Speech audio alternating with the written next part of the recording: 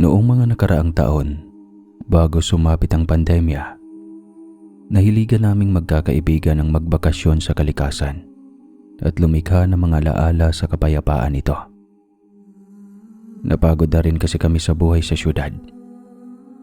Nagsimula kami sa mga lugar na malalapit lang sa amin, hanggang sa unti-unting lumaki ang pangarap naming magkakaibigan na makapunta sa iba't ibang bundok, ilog, dagat, waterfalls, at iba pang magagandang tanawin, pati na rin mga burol.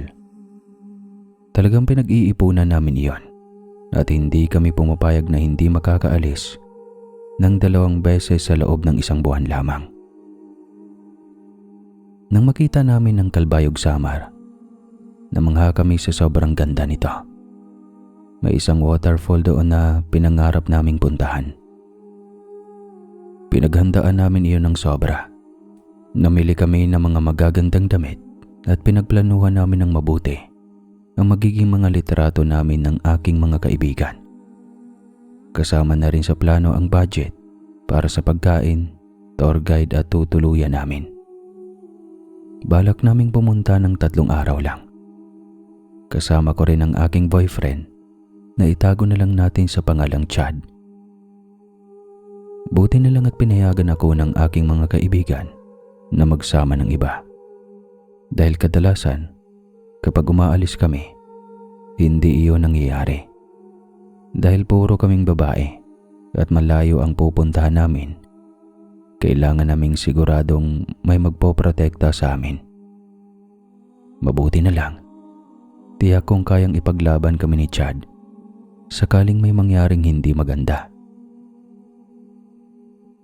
Kaya lang medyo masama na ang pakiramdam ko noong papalapit na ang araw ng pag-alis namin.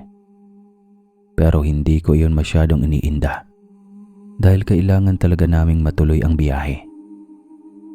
Alam ko naman na kayang maagapan ng gamot ang nararamdaman ko. Madalas akong nasusuka at bigla na lang nanghihina nang hindi ko rin maintindihan kung bakit. Kompleto naman ako sa tulog pero para bang may pakiramdam na sobrang bigat. Hindi ko kailanman naisip noong mga panahong iyon na buntis na pala ako. Ang akala ko dulot lang iyon ng stress sa trabaho at sa eskwela. Oo, college student pa kasi ako noon. Graduating na kami ni Chad, pati na rin ng mga kaibigan ko. At working student kami halos lahat. Hanggang sa dumating na ang araw ng pag-alis namin, talagang hilong-hilo ako at tamad na tamad at gusto ko lang humilata. Subalit ayaw ko namang sayangin ang pera at ang pagkakataon. Kaya tumuloy kami ni Chad. Nangako naman sa akin ng boyfriend ko na alalayan niya ako sa buong biyahe at ginawa naman talaga niya. Nalaman ng mga kaibigan ko ang nararamdaman ko at hindi rin nila ako pinabayaan. Uminom ako ng 2 klase ng gamot.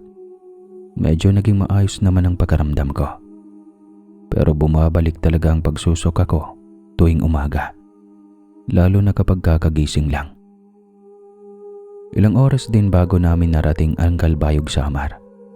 Isang mahaba at nakakapagod na biyahe. Talagang napakasarap humiga at matulog pagdating sa inuupo lang lugar. Hindi na muna kami naglibot o naglakad man lang. Talagang kumain kami at nagpahinga para masulit namin ang oras kapag nagising na kami. Noong gabi na sabay-sabay kaming gumising at napagdesisyon na naming lumabas. Mapait at kalmadong mga tao ang aming nakasalubong. Pero binati nila kami. May nangungumusta na kisama, nagkapagkwentuhan at nagtanong kung ayos lang ba kami. Sobrang sarap sa pagkaramdam dahil naging komportable na kami sa lugar kahit kararating pa lang namin. Kahit saglit lang na panahon na guguguli namin doon. Naghanap kami ng pagkain at sa mga oras na yon, talagang nagugutom ako. Ang dami kong gustong malasahan, lahat ay parang binili ko at lahat ng makita ko ay tinikman. Tuwang-tuwa si Chad at mga kaibigan ko Dahil gano'n na ako kaganado kumain, na bihira mangyari. Kapag hindi talaga ako nakakain, nagkakaroon ng problema sa akin. Kaya natuwa siya. Napansin ko ang tindero ng balot. Tumititig siya sa akin, tapos nakangisi. Bigla naman na akong nakaramdam ng pagkahilig sa balot. Kaya lumapit ako sa kanya at bumili. Nakapagkwentuhan pa sa akin ang tindero at mas lalo kong na-enjoy ang pagkain. Hindi lang naman balot ang kinakain namin doon. May ilan pa, mga ihaw-ihaw, at kadalasan marami doong seafoods. At yun nga, nakakwentuhan ko ang tindero. Neng, dayo ba kayo rito?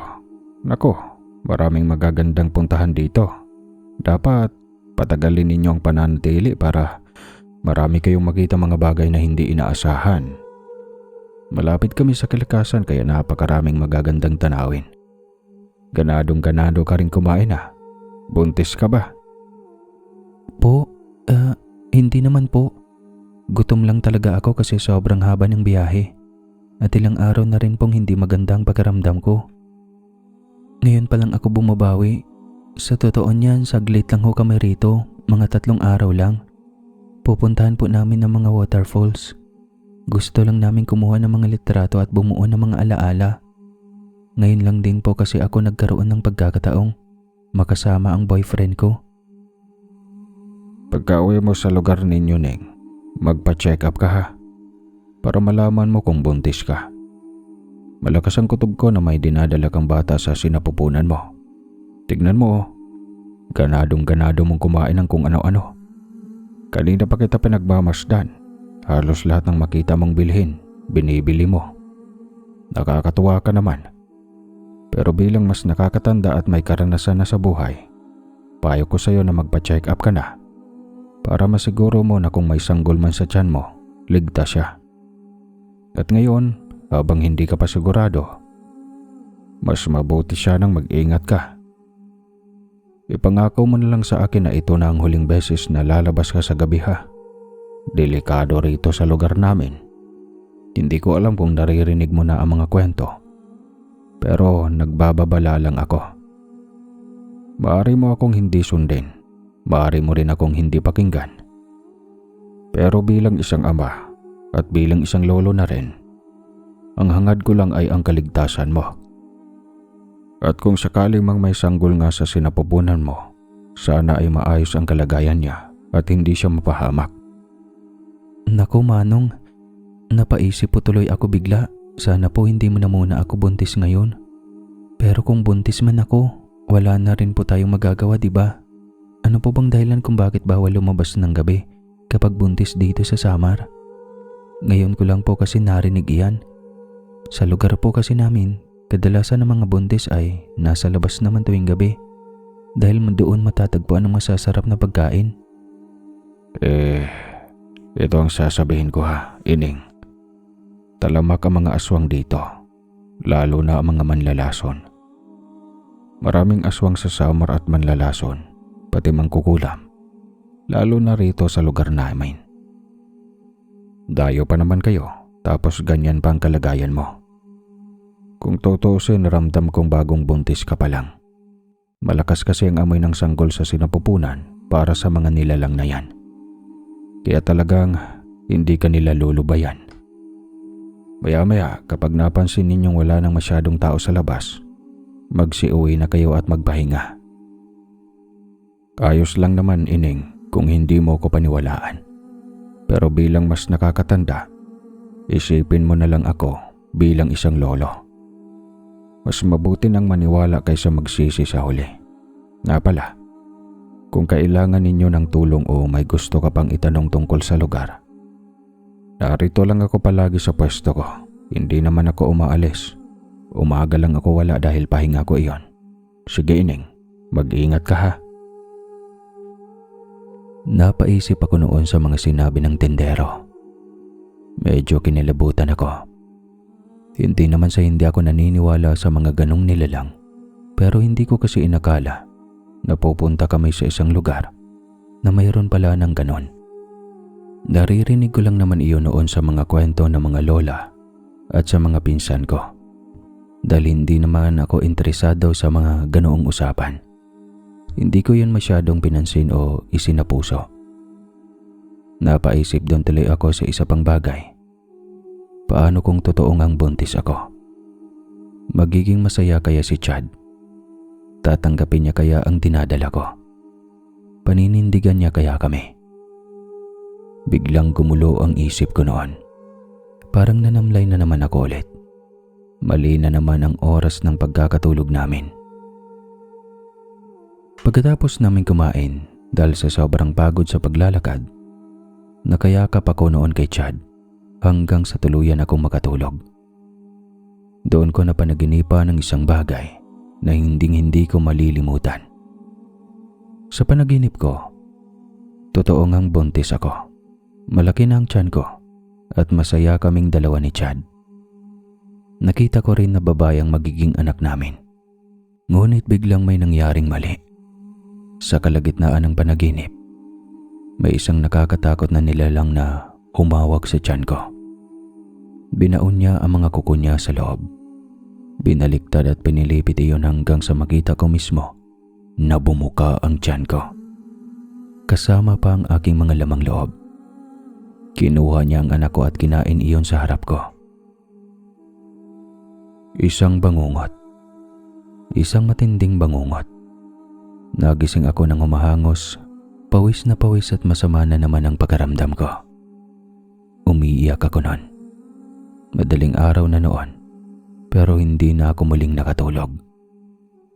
Sinabi ko na lang kay Chad at sa mga kaibigan ko na ayos lang ako, na isa lang ay yung masamang panaginip, kasi nagtataka sila kung bakit umiiyak ako. Hindi ko na rin ikunento kung ano talaga ang laman ng panaginip ko.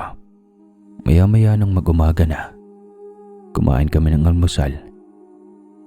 Kumikilos na kami para pumunta sa mga waterfalls o yung gusto namin na falls. Ayon kasi sa research namin, marami doong nagagandahan ng mga talon. Doon kahit papano nagbago ang modo ko. Kahit sandali nakalimutan ko ang bangungot. Hindi ko tuloy na iwasang magtanong kay Chad habang naliligo kami sa waterfalls. Mabuti na lang at naging masaya ako sa mga sagot niya sa aking mga tanong. Chad, what if buntis ako? Paninindigan mo ba ako?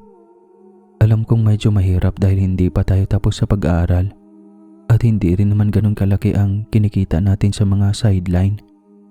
Pero paano kung ngayon talaga? Paano kung ngayon tayo magkaroon ng anak? Baka naman gutom lang talaga itong nararamdaman ko nitong mga nakaraang araw. Pero posible namang hindi ito totoo. E di kung may anak tayo, paninindigan ko kayo ng anak natin, babe. Poprotektahan kita habang buntis ka. Lahat ng hadlang sa atin, haharapin natin. Lahat ng pagsubok, gagawa natin ng paraan. Huwag kang mag-alala. Alam mo namang mahal na mahal kita. Mas lalo pa kitang mamahalin. Sobra kapag nabigyan mo ako ng anak. Kasi para sa akin, iyon ang pangarap ko sa buhay. Ang magkaroon ng sariling pamilya, lalo na kung kasama ka. Kahit anong hamon ang dumating, poprotektahan mo ba ako? Kahit pa atakihin tayo ng masasama. May nakausap kasi ako kagabi. Sabi niya, may mga aswang daw dito sa lugar na ito. Hindi naman siya ganun kaduda-duda kasi sa mga napanood kong horror movies na mga Pinoy, talagang may mga ganitong nilalang sa ganitong klaseng probinsya. Kaya ano, poprotektahan mo ba ako kapag inatake ako ng aswang? Oo, isa pa pala iyon sa magiging problema natin. Kung sakaling buntis ka, ang mga aswang. Basta, huwag kang mag-alala, babe. Naniniwala ako sa mga ganyan dahil pinalaki ako ng lolo ko sa mga kwento niya. Sa mga karanasan at personal niyang pinagdaanan noong nasa probinsya pa siya. Nabanggit din niya ang Samar. Sa pagkakaalam ko, mas marami raw dito ang mangkukulam at mambabarang at saka yung mga hiluan. Pero mayroon din talaga mga aswang. Yun ang laging lumalabas sa mga kwento. Mas laganap daw dito ang itim na mahika kaysa sa mga halimaw. Pero hindi rin naman imposible na mayroong ganon. Kaya mas mabuti nang magdobli ingat tayo. Lalo na't hindi pa natin sigurado kung buntis ka nga o hindi. Sa ngayon, mag-enjoy ka muna. Pero medyo limitahan natin ang mga galaw natin. Natatakot tuloy ako. Paano kung may aswang nga rito? Siguro nga buntis din ako. Hindi pa ako dinadatnan. Hindi ko alam ang gagawin ko.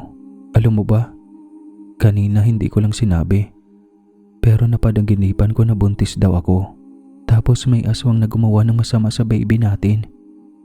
Ayoko mangyari iyon. Hindi ko na alam, Chad. Natatakot na talaga ako. Pero wag mo na sanang sabihin sa kanila ha. Ayoko masira ang araw na ito. Saglit lang naman tayo rito, di ba? Ayoko ring magmukhang KJ. Hindi ka magmumukhang kahiyahiya.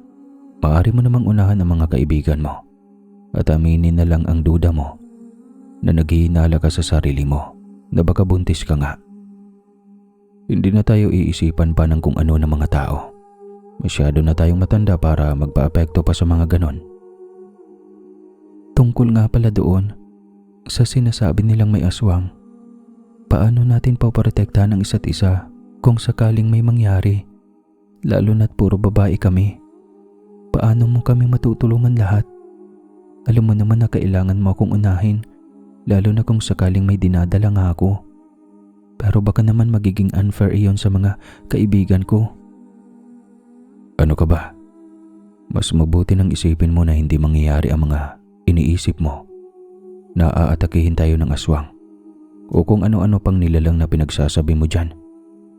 Mas mainam nang mag-isip ka ng positibo. Walang mangyayaring ganon, okay? At sana rin, kung buntis ka man, hindi tayo mapahamak. Nabawasan ng lubusan ang pangamba ko na baka atakihin ako ng aswang. Ngunit kapalit nito, nagkaroon naman ako ng labis na kaba na kung buntis nga ako, baka may tsansa pa rin ang kung ano-anong maaaring mangyari. Nakikihalubilo kami sa mga tao noong araw na iyon. Marami kasing tao sa falls, kaya masasabi kong masaya at talagang nasulit namin ang araw. Nang pauwi na kami, naglalakad-lakad din kami. Doon ko naramdaman ang pananakit ng katawan ko. Sobrang bigat ng pakiramdam. Alam niyo yung pakiramdam na parang sobra-sobrang pagod mo. Kahit dati naman ay nagagawa mo iyon ng normal. Doon ko natuluyang nakumbinsi si Chad na bumili kami ng pregnancy test. Kapag nakadaan kami sa isang convenience store kinabukasan, o di kaya ay sa mga maliliit na butika. Ang akala ko ang pagod ang magpapahimbing sa akin at tutulog para ako'y makatulog. Pero hindi pala. Hindi ko alam kung bakit. Ngunit hindi ako dinadalaw ng antok ng gabing iyon. Hindi ko magawang pumikit ng matagal. May bumabagabag sa isip ko, pero hindi ko matukoy kung ano iyon. Noon, inakala kong dahil lang ito sa kakaisip ko na baka buntis ako at may posibilidad ngang totoo iyon. Pero hindi din pala. Hanggang sa maya-maya pa, may naririnig akong mga huni ng ibon. Hindi ako pamilyar sa tunog. At kahit hindi ko maipaliwanag, sigurado akong may koneksyon iyon sa aking nararamdaman. Kinalabat ko si Chad at saka pinisil ang braso, pero para bang ayaw niyang gumising at bumangon. Bigla akong nakaramdam ng matinding hilo at pananakit ng puson. May naririnig akong tunog na parang ganito. Sobrang kaba ko. Hindi ako mapakali. Sinubukan kong gisingin ang mga kaibigan kong babae, pero ayaw din nilang magising. Hindi ko na alam ang gagawin ko noon. Umupo na lang ako sa inedero at doon ko hinayaang maramdaman ang lahat. Kahit papaano nakahinga ako ng kaunti. Hindi ako komportable sa hinihigaan namin. Pagkaramdam ko, may nakasilip sa akin mula sa bubong. Ewan ko ba, may kisame naman, pero ramdam ko talaga na may matang nakatitig sa akin mula sa itaas.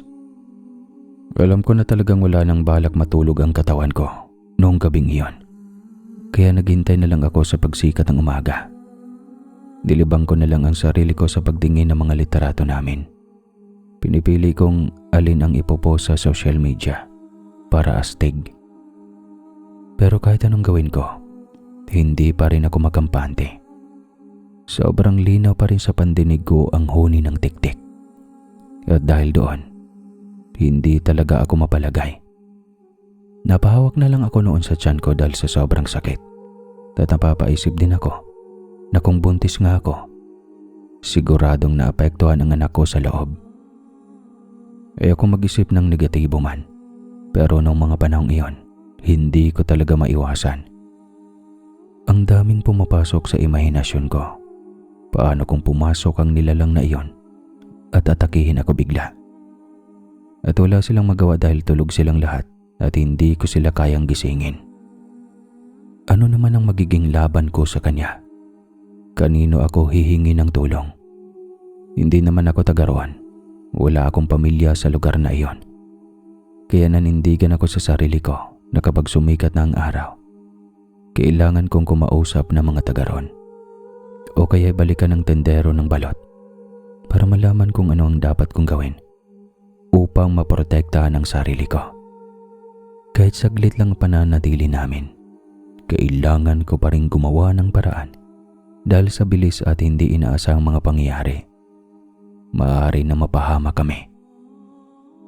Nung unang tumilawak ang manok, siguro nasa 1:00 o 2:00 na iyon, ay nawala naman na ang tensyon. Doon, naging kampante ako at unti-unti, nakatulog ako na hindi ko namamalayan. At sa muling pagtilaok ng manok, ay para bang umaga na. Napasilip ako sa bintana. Maliwanag na pala. Alam kong imposible sa mga oras na yon na may makikita pa akong nagtitinda ng balot. Subalit nagbabakasakali pa rin akong bumangon. Buti na lang tinablan ako ng swerte. Nakita ko siya. Bit-bit pa ang mga paninda niya. Sinabi niyang pauwi na raw siya noon. Mabuti na lang at naabutan ko pa siya. At dito ay isinalaysay ko sa kanya ang lahat ng naranasan ko. Seryoso naman itong nakinig. Halatang interesado sa mga sinasabi ko. At ramdam ko ring naniniwala siya sa akin. Mabuti na lang talaga. Ining, ang kailangan mong itatak sa isip mo ay paniwalaan mo na buntis ka talaga. Dahil iyon naman ang totoo. Kailangan mo iyon. Kailangan mong isipin at tanggapin na nagdadalang tao ka na. Kumbinsido na po ako, Manong. Dahil sobrang lakas na ng kutob ko na may batang nasa sinapupunan ko na. Pero ang gusto ko lang po talagang malaman ay kung paano ko maiiwasan ang aswang na iyon. Nagparamdam na po kasi siya sa akin kanina eh. 2 araw at 2 gabi pa po kaming mananatili rito.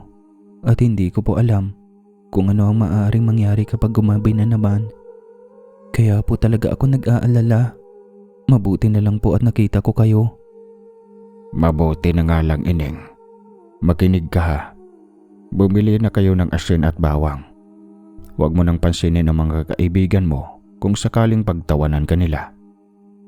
Kailangan mo talaga ng proteksyon at laging magdasal. Magsuot ka ng itim o kaya pula para hindi makita ng aswang ang sanggol sa sinapupunan mo. Mahaba-habang proseso iyan at hindi natin alam kung ano ang maaaring gawin niya ngayong gabi. Bigyan mo naman po ako ng ideya pa kung paano ko malalaman kung nariyan na siya o kung kailan magiging delikado ang magiging sitwasyon ko. Tulog pa po kasi ang boyfriend ko at pati ang mga kaibigan ko. Gusto ko po sana na sa akin na lang manggaling ang kwento. Ganito, Ineng, kapag malayo ang tunog, ibig sabihin malapit na siya.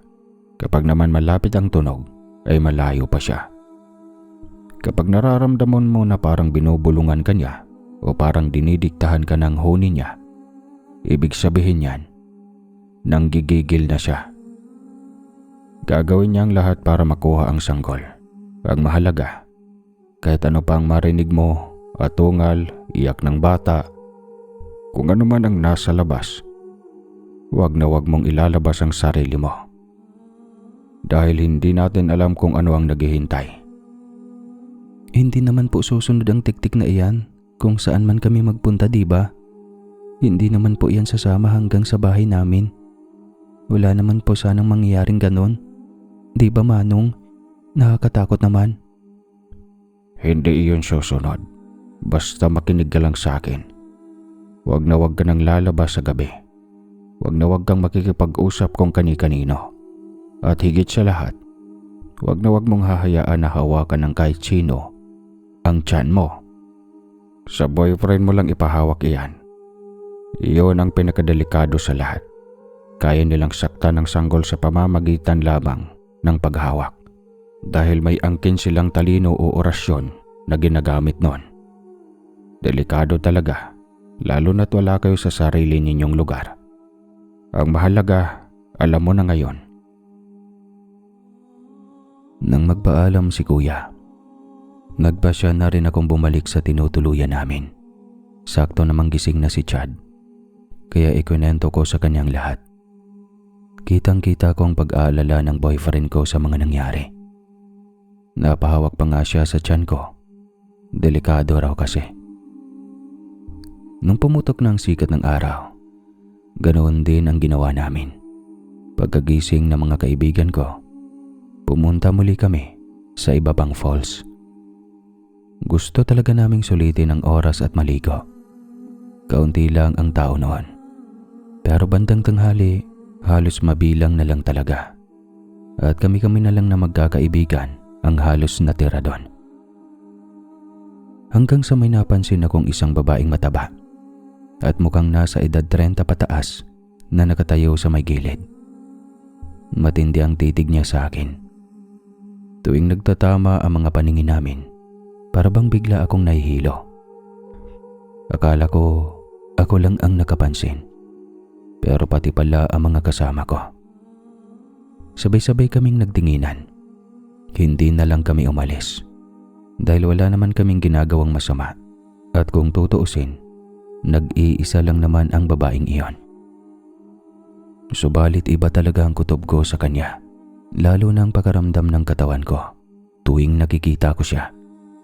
At nang lumublob ako sa tubig para magtampisaw, para bang bigla akong nakaramdam na parang may kuryente sa tiyan ko. Napansin ko rin na tuwing dumadampi ang kamay ng babaeng iyon sa tubig, dahil sa paggalaw niya, may kakaibang sensasyon akong nararamdaman. Sobrang sakit. Parang may kinakalikot sa loob ng tiyan ko. Hanggang sa tuluyan na akong sumuko at napadaing na ako sa sakit. Umupo na lamang ako sa isang tabi. Kumain ako dahil bigla rin akong nakaramdam ng matinding gutom. Ngunit hindi pa rin umaalis ang titig ng babae sa akin at lalo akong hindi naging komportable. Alam kong napapansin na rin iyon ng boyfriend ko. Hindi naman namin siya makausap dahil iba ang lingwaheng gamit nila at hindi rin kami sigurado kung marunong siyang magtagalog. Inaniyahan pa rin siya ni Chad na kumain pero hindi siya kumibo. Lumapit pa si Chad at sumenyas. Baka sakaling hindi niya kami naiintindihan. Ngunit alam niyo ba mga kaswang, ang ginawa ng babae ay naglakad na lang papalayo, na para bang ilag na ilag. At bago pa siya tuluyang umalis, tumitig pa siya ng matalim sa aming dalawa ni Chad. Nagkatinginan kami ng boyfriend ko at agad siyang tumakbo pabalik sa akin at niyakap ako. Alam kong ramdam niyang takot na ako. Chad, ano kayang problema ng babaeng iyon? Bakit ganun na lang siya makatitig sa akin? Nakakatakot. Baka kung ano ang gawin niya. Sobrang nakaka-stress na. Baka nga siya ang aswang eh. Baka siya ang tiktik. Hindi naman malabo, Jana. Pero ang mahalaga, hindi siya nakalapit sa'yo. Maghihintay lang iyan ng gabi. Gagawin natin ang lahat para makontra siya. Kaya kung gusto mo, sabihin na rin natin sa mga kaibigan mo ang nangyayari para matulungan tayo. Alam mo naman, Chad, paano kung hindi sila maniwala? At saka, malakas man ang tsansang buntis ako, may posibilidad pa ring hindi. Hindi pa naman ako nakukumpirma ng doktor. Kung aakto tayo ng ganito at sasabihin natin sa kanila, baka naman magmukha lang tayong tanga. Grabe naman. Kung sakali kawawa naman ang anak natin Pero hayaan mo. Uuwi na rin naman tayo. Huling araw na natin bukas. Magiging kwento na lang ang lahat ng ito. Nasa atin na ngayon ang kontrol. Pagpasyensyahan mo na. Wala sanang mangyaring aberya. Ngayon na may araw pa, magsaya ka lang muna. Nandito na tayo at wala naman ng babae. Kapag bumalik siya, sisitahin ko na, pangako. Pinilit ko na lang talaga ang sarili ko na maging masaya noong araw na iyon. Kasi ano pa nga ba ang mangyayari kung pipiliin kong magpakalunod sa takot, diba? Pag-uwi namin noong hapon, kumain kami at pagkatapos ay natulog naman. Inaasahan kong magigising pa kaming lahat sa gabi para kumain muli. Lalo na't palagi akong nagugutom. Subalit nagkamali ako. Tuloy-tuloy ang tulog nila dahil sa sobrang pagod maghapon. Nang kumagat naman na ang dilim, bumalik na naman ang kaba ko. Iyong pakiramdam na ayaw talagang mawala. Kung ano-ano na naman ang pumapasok sa isip ko. Hindi ako mapakali. Pabalik-balik ang galaw ko at palinga-linga sa paligid. Siguro mga bandang 10:00 na ng gabi. Hindi na talaga ako makabalik sa pagtulog. Hanggang sa bigla akong nakaamoy ng sobrang sangsang. As in talagang sobrang baho. Yung tipong nasuka-suka na ako sa banyo dahil sa tindi ng amoy. Para bang hindi ka makakahinga kapag naaamoy iyon. Para bang bulok na karne na nakalutang lang sa tubig o di kaya lansa ng isda. Hindi iyon nawawala sa paligid. Sinubukan ko na namang gisingin si Chad. Pero wala. Sobrang himbing pa rin ang tulog nilang lahat. Suka lang ako ng suka. Grabe ang amoy. Parang isiniksik nito ang sarili niya sa ilong ko. Nakaramdam na naman ako ng kakaibang kiliti sa tiyan ko. Masakit. Masakit na naman ulit. Na para bang tinutusok ito ng karayom. Hanggang sa unti-unti ko na namang narinig ang huni. Malayo ang tunog. Ibig sabihin malapit na siya. Doon na talaga ako nagsimulang hindi mapakali. Tagaktak na ako sa pawis.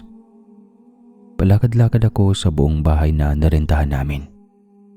Ramdam kong sinusundan ako ng nilalang na yon. Kahit saan ako banda magpunta. Kahit sa ang bahagi ng bahay, parang sinasadya niyang idikdik sa akin ang huni niya. Hanggang sa lalo itong bumilis. Pabilis ng pabilis. Mas lalo akong naparaning. Halos mapaupo na ako sa sahig habang umiiyak. Sa totoo lang, halos mapasigaw na rin ako. Akala ko'y magigising sila, pero wala talaga. Takang-taka na ako kung bakit ayaw nilang magsibangon. Bakit tuwing may ganitong nangyayari, parang wala akong mahinga ng tulong. Pagkaramdam ko, nag-iisa lang talaga ako. Sobrang bagal at haba ng oras. Hindi ko na alam kung ano ang gagawin ko. Sinubukan ko na silang yugyugin, pero wala. Wala talaga. Unti-unti na akong sumusuko sa sakit. Namimilipit na ako. Pagkaramdam ko pa nga, duduguin na ako anumang oras. Hanggang sa narinig ko ang halakhak ng isang babae sa labas. Malakas ito. Paulit-ulit. Para bang nang aasar. Para bang gusto niyang marinig kung gaano ako natatakot at nasisindak.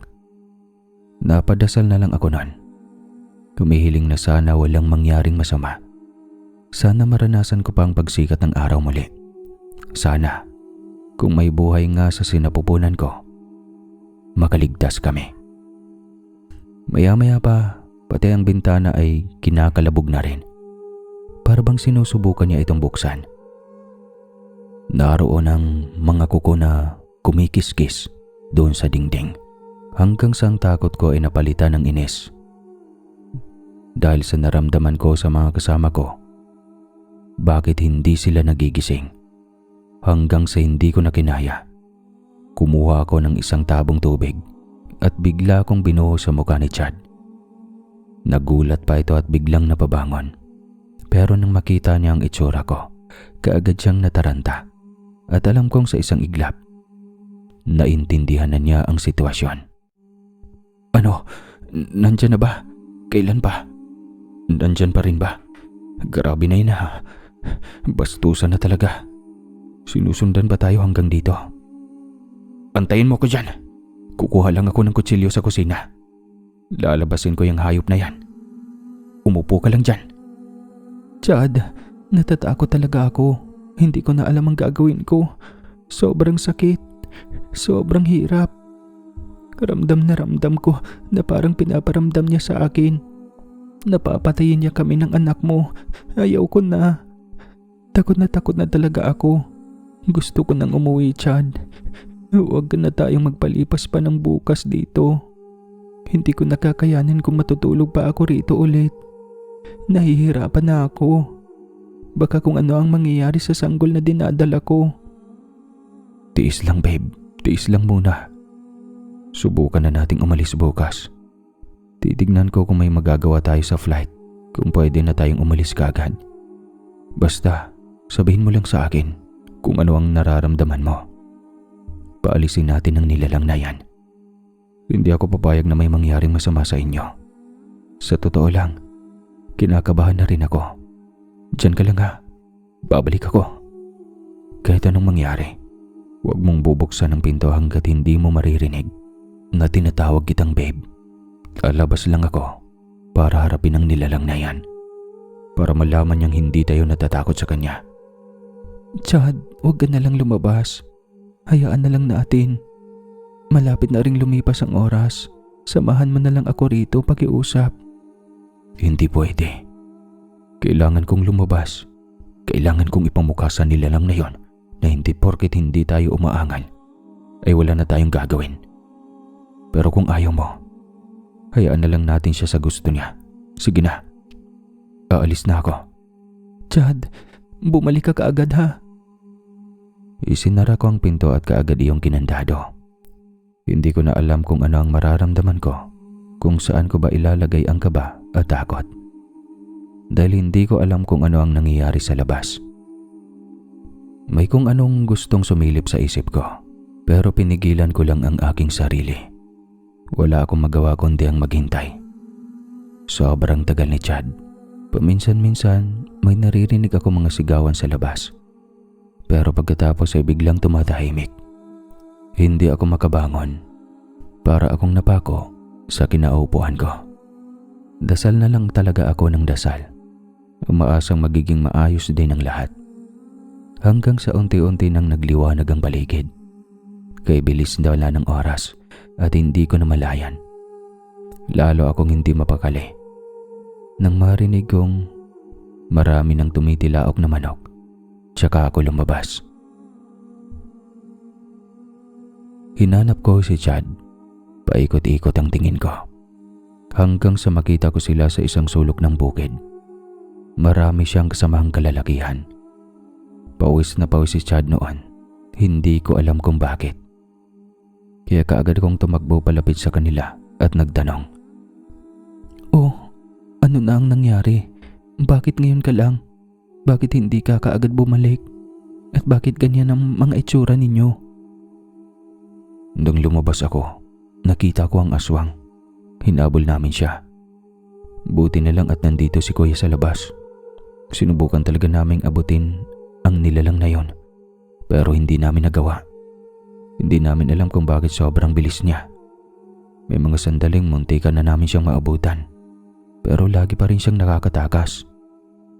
Hanggang sa dumami na kami nang humabol sa kanya. Wala pa rin. Aalis na talaga tayo rito mamaya. Maghahanda na tayo para sa early flight natin. Ayoko nang magtagal ka pa dito. Kahit magpaiwan ng mga kaibigan mo, hayaan mo na. Diretso tayo sa doktor paglapag natin sa Maynila. Kailangan mo talagang magpatingin dahil hindi natin alam kung anong pinsala na ang nagawa ng aswang sa'yo. Oo, hindi ka ba nasaktan? Anong ginawa ng aswang? Hindi ba niya kayo pinag-intrisan? Wala siyang nagawa. Puro takas lang talaga siya. May isang beses na parang nanggigigil na siya at muntikan na niya akong sakmalin. Malakas ang kutob ko na iisa lang ang babaeng nakita natin sa talo noon at ang aswang. Ewan ko. Nung nagkatitigan kami, parang doon ko siya agad nakilala. Bigla kong naalala yung nangyari doon sa pinuntahan nating falls. Umuwi na tayo. Huwag mo nang isipin ang mga kasama mo kung hindi sila sasama sa atin pa uwi. Ayaw ko nang magpalipas pa ng isang gabi dito. Hindi natin alam. Baka babalik pa yung babae na yon. Sige Chad, dali ka na. Ayaw ko na ring matulog dito. Buti na lang ligtas ka. Salamat po sa inyo kuya. Mauna na po kami. Walang anuman, Ineng. Sige, umuwi na lang kayo. Pagkabalik namin sa tinutuluyan namin, gising na ang mga kaibigan kong babae. Ikunento naman namin sa kanila ang lahat ng nangyari. Kahit na hindi sila lubos na kumbinsido sa sinasabi namin ni Chad, hindi na iyon mahalaga. Ang importante, may nakuha kaming flight pa uwi sa araw ding iyon. Bandang hapon na. Kaya maaga pa lang bumiyahe na talaga kami papuntang airport. Sobrang bigat ng pakiramdam ko. Palagi lang akong niyayakap ni Chad dahil nanginginig pa rin ako sa takot. Sobrang tindi ng takot na naranasan ko. Hanggang ngayon, malinaw pa rin sa isip ko ang itsura ng babaeng nakita ko sa waterfalls. Grabe. Ayaw ko na siyang makita muli at ayaw ko na rin maranasan pa ulit ang ganoong klaseng pangyayari. Sa mabilis na usapan pagkalabag namin ng Maynila, agad kaming naghanap ng ospital na pwedeng puntahan para sa emergency check-up. At makumpirma kong buntis nga ako. Kinuhaan nila ako ng dugo at makalipas lamang ang ilang oras ay lumabas din ang resulta. Totoong buntis ako noon at sa mga naranasan namin, totoo ring inaswang kami. Ngayon, 5 taon na ang anak namin. Babae siya. At hanggang ngayon, hindi pa namin muna sinundan. Grabe talaga ang trauma na iniwan ng mga nangyari sa akin noong buntis ako sa kanya. Tungkol naman sa kaibigan kong mga babae, ay nakauwi naman sila ng ligtas. Naging payapa naman daw ang huling gabi nila.